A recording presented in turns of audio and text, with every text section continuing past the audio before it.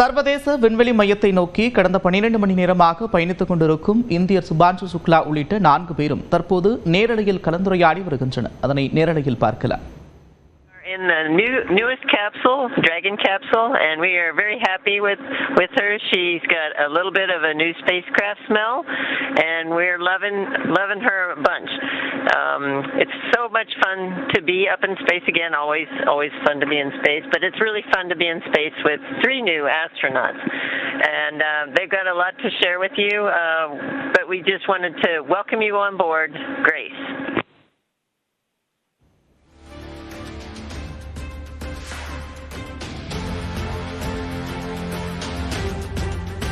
We are here not only 4 of us, but we have with us our ZOG indicator, Joy, that started to float with us just when we injected into orbit. Joy is floating with us all over the capsule, so sometimes we have to find him and her here with us. But it's an amazing feeling to be in orbit for the first time. When I unbuckled for the first time, I didn't feel 100%. சர்வதேச விண்வெளி மையத்திற்கு பயணம் மேற்கொண்டுள்ள விண்வெளி வீரர்கள் தற்போது நேரலையில் கலந்துரையாடி வரக்கூடிய காட்சிகளை பார்த்து வருகிறோம். கூடுதல் விவரங்களோடு செய்தியாளர் முகிலன் இணைக்கிறார். முகிலன், விவரங்கள்.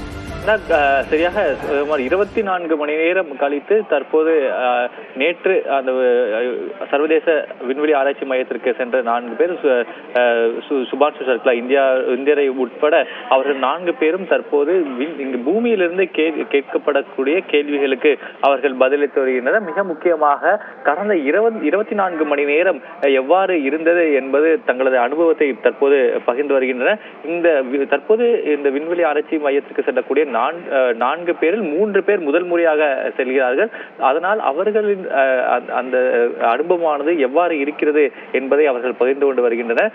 குறிப்பாக இந்தியரான சுபான்ஷு சுக்லா பேசுகையில் தற்போது இந்த இருக்கக்கூடிய அந்த புதிய சூழ்நிலைக்கு ஏற்றவாறு தற்போது தன் உணவு பழக்கங்களையோ அல்லது இந்த தூங்கும் பழக்கங்களையோ தற்போது அவர் மாற்றிக்கொண்டு இருப்பதாகவும் அதுக்கு ஏற்றவாறு அவர் செயல்பட்டு வருவதாகவும் தெரிவித்திருக்கிறார். மிக முக்கியமாக இது ஒரு மிக புது அனுபவம் என்றும் தெரிவித்திருக்கிறார். அதாவது புவிவட்ட பாதையை தாண்டி விட்டால் அந்த ஈர்ப்பு விசை என்பது கிடையாது.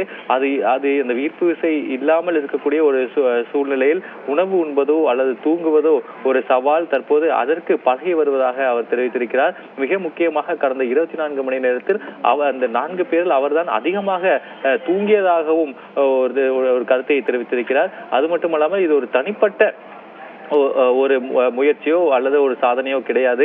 இது குடும்பத்தினர் மற்றும் பலரின் உழைப்பினாலேயே தற்போது அவர் விண்வெளியில் இருப்பதாக அவர் தெரிவித்திருக்கிறார். மிக முக்கியமாக அவர் கையில் வைத்திருக்கக்கூடிய ஒரு பொம்மையை, ஒரு நார பொம்மையை அவர் காட்டுகிறார். இந்த நாரை என்பது இந்திய கலாச்சாரத்தில் அறிவு கூர்மையை பற்றி எடுத்துரைக்கக்கூடியது. அதனாலேயே அவர் அதை விண்வெளிக்கு எடுத்து சென்றிருப்பதாக அவர் தெரிவித்திருக்கிறார்.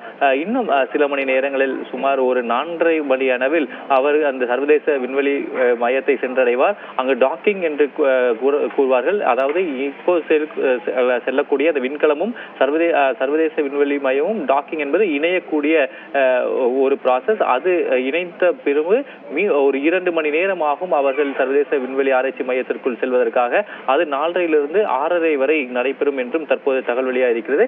அதன் பின்பு சுபான்ஷு சுக்லா தனக்கு கொடுக்கப்பட்டிருக்கக்கூடிய அந்த ஆராய்ச்சிகள் என்னென்ன என்பதை அவர்கள் தொடர்ந்து அந்த ஆராய்ச்சிகளை செய்வதற்காக அடுத்த 14 நாட்களுக்கு அந்த ஆராய்ச்சிகளில் அவர் ஈடுபடுவார். நந்தா, நன்றி முகிலன், விரிவான விவரங்களுக்கு.